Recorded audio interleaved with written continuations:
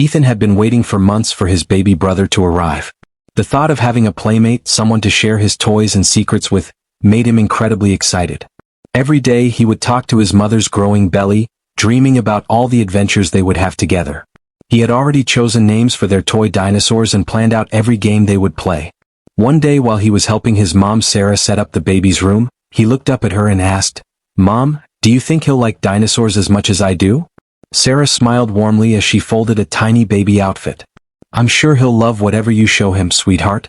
You're going to be an amazing big brother." Ethan's face lit up with pure joy. In his eyes, everything was absolutely perfect.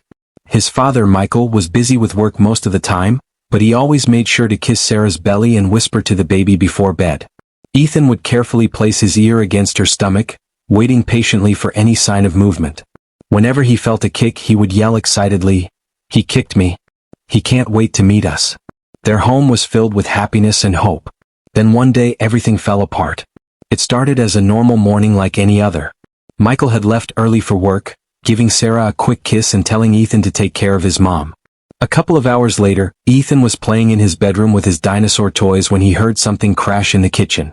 He stopped playing immediately. Something didn't feel right. "Mom, are you okay?" he called out nervously. There was no response. He rushed to the kitchen and saw Sarah lying motionless on the floor, her face pale and her eyes closed. Fear washed over him, but he forced himself to stay calm and remember what his parents had taught him. He grabbed her phone with shaking hands, called for emergency help, and tried his best to explain what was happening. "Please come quickly. My mom is pregnant and she fell down. Something's really wrong." When the ambulance arrived, Ethan refused to leave Sarah's side. "I need to go with her," he insisted firmly. "I made a promise to protect both of them." The paramedics understood and let him come along. He held her hand tightly during the entire ride to the hospital. At the hospital, doctors quickly took Sarah into the operating room. Ethan tried to follow them, but someone stopped him. "Please let me be with her," he begged desperately. "I promised I would stay by her side." But the heavy doors closed in front of him, leaving him alone in the hallway. Shortly after, Michael rushed into the hospital, looking terrified and out of breath. He found Ethan crying in the waiting area. "Dad, they took her into surgery," Ethan sobbed. "They won't let me see her. What if something bad happens to her?" Michael wrapped his arms around his son tightly. "Your mother is incredibly strong, Ethan. And you're strong too. I promise you everything will be all right." But neither of them could have imagined what was about to happen. Dr. Morgan came out to speak with them and her face looked very serious. She carefully explained that Sarah had experienced something called placental abruption, a sudden and very dangerous pregnancy complication. Sarah was losing a lot of blood. The doctors needed to work extremely fast, and because of where the baby was positioned, the delivery would be incredibly risky. Then she said something that shattered their world completely. "I'm very sorry, but we can't save both of them," Dr. Morgan said softly. "There's simply not enough time. You're going to have to make a choice." Michael felt like the ground had disappeared beneath him. "What are you saying? Make a choice? I don't understand." "You have to decide right now," the doctor said gently.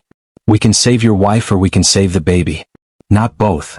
Michael couldn't catch his breath. How could anyone possibly choose between the woman they love more than life itself and their own child? He looked toward the operating room doors, his heart breaking into pieces. "I can't live without Sarah," he finally whispered through his tears. "Please, you have to save my wife." And just like that, the decision was made. The surgery went well and Sarah survived. But when it was over, her belly was flat and empty. Several hours later, Sarah opened her eyes, still groggy and confused from the anesthesia. Michael was sitting right beside her bed. When she slowly realized what had happened, she turned her face away as tears began streaming down her cheeks. "I know what you did," she whispered quietly. "I understand. You made the only choice you could." Suddenly, Ethan rushed into the room. "Mom, you're finally awake." She pulled him into a tight embrace.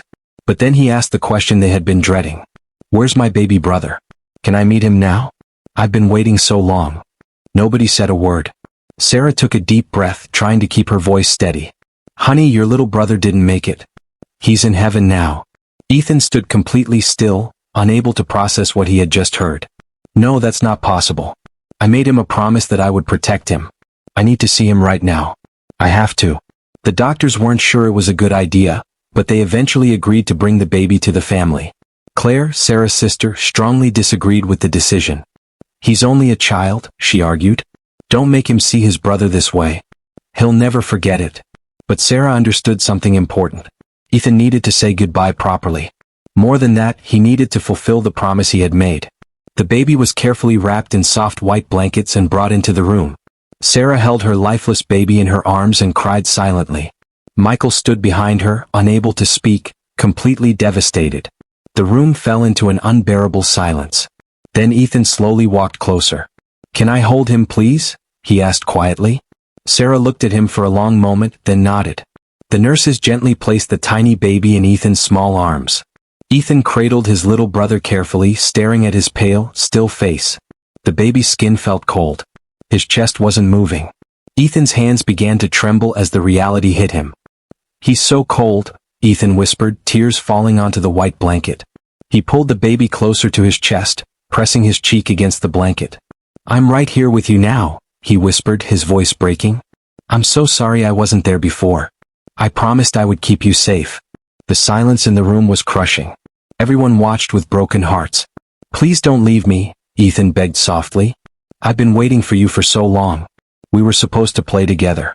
Please." He closed his eyes tightly, holding his brother as close as he could. "You can come back now," he whispered desperately. "Please come back to me." 10 seconds passed. 20 seconds. Nothing. Michael moved forward to comfort his son, but then something changed. A barely perceptible flutter beneath the blanket.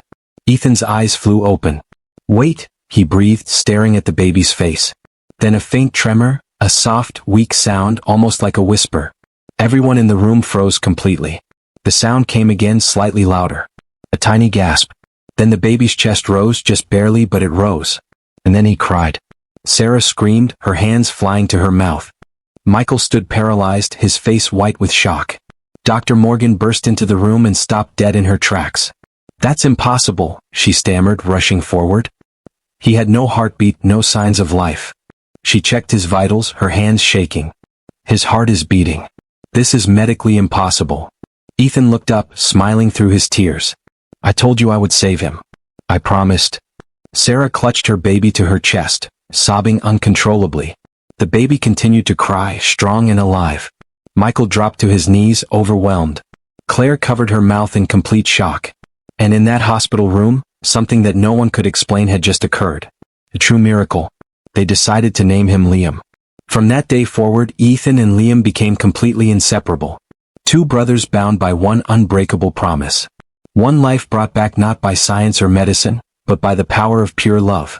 And that promise Ethan made, he kept it forever.